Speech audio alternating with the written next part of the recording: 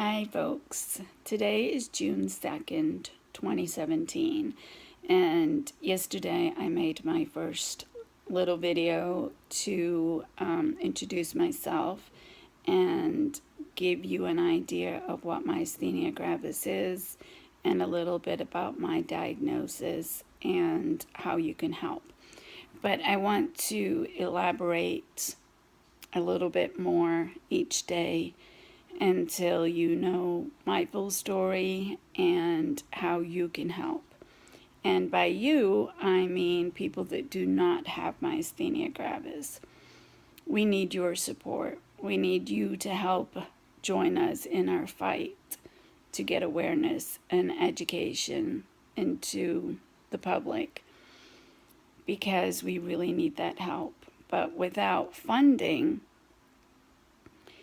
we don't get any research that is critically needed for people who have myasthenia gravis.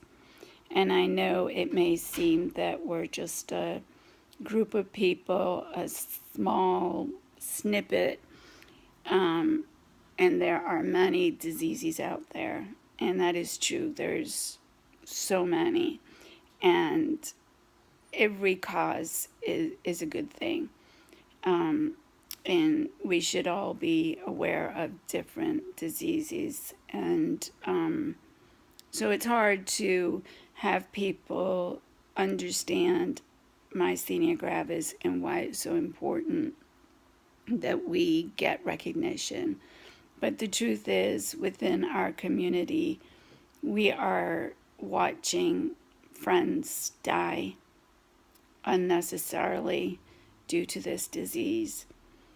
It really is a thief. It robs your life. Now I'm trying to show that my eyes are more open today than they were yesterday, because this is kind of like the best that I'll get. I get a few really good days that I can do more after my treatment, and then a few days prior to my treatment being due again, I start to decline pretty rapidly, and I'm ready, and it's very hard for me to keep my eyes open.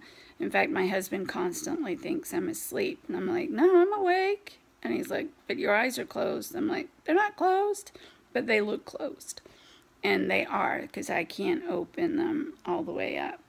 And right now I have double vision, so my vision has severely deteriorated with this disease, and obviously my throat is still a bit scratchy, but that'll get worse.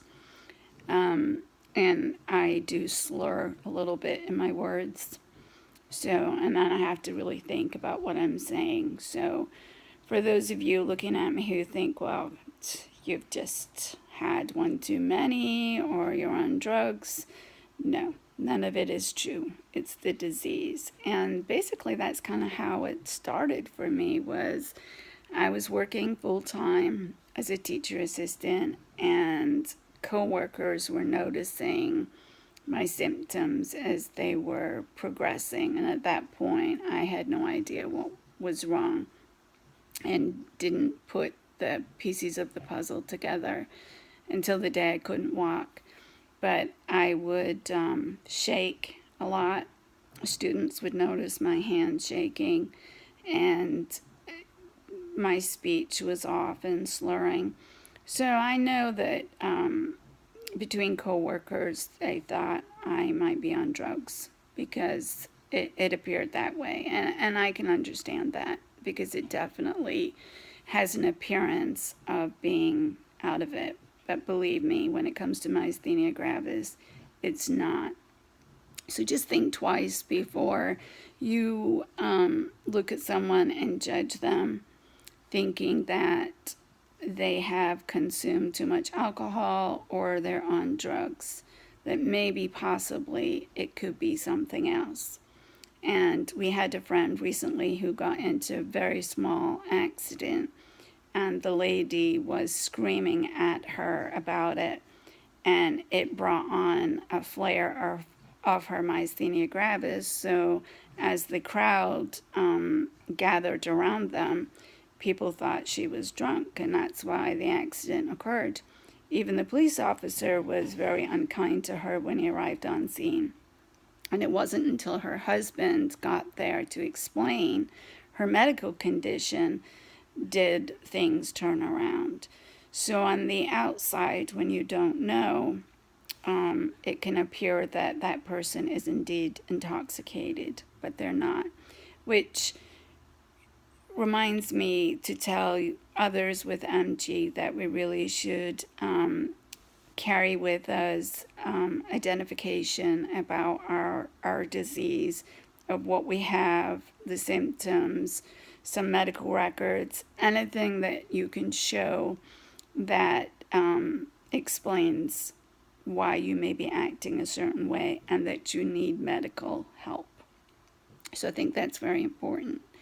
And as for funding, the MGFA, our local organization, the Myasthenia Gravis Foundation of America here in the States, and anyone can donate at any time to the MGFA. And a lot of the fundraisers that we do, the MG Walk and other events, are in order to raise funds for the MGFA so that they can continue with awareness, education for patients and the health care industry, as well as trials and research. So funding is critical to the MGFA in order that we can continue to research. Nothing in treatment has changed in 50 years for myasthenia gravis, so it's absolutely necessary that we are able to find different treatment options. I have failed just about everything. IVIG is the only thing that gives me a sense of a few days normal at a time. Without it, I think I would probably die. And right now my IVIG is temporarily being put on hold because my red and white blood cell count are extremely low, like critically low. So I am only dressed today and got makeup on again today because I have to go to the lab to have the blood work redone in case it was an error, and which I don't think it is, but they're double checking it, and depending on the results will depend on the next step and the outcome. And if I don't get my IVIG treatment, I'm not sure how I'm going to cope. So it's an ongoing battle every single day with this disease. And it's hard to tell by looking at someone just how much they endure with this disease. And children live with this disease, and their symptoms are the same as an adult. I was 43 when I was diagnosed, which, according to statistics, is not typical for a woman my age to come in contact with an autoimmune disease. But I did. And that's my reality. And now my life revolves around this disease. And it's not because I want to focus on it all the time, but it doesn't leave me alone. It doesn't let me forget. You see, that's the thing. It controls every day, every move, every action. I've stopped driving recently because it's not safe for me to do so. My muscles will go out on me without warning, and my arms won't move, my eyes will close, I can't see. So at this point, it's too dangerous for me to drive, so I won't until I can hopefully get better. And that's the thing, hope.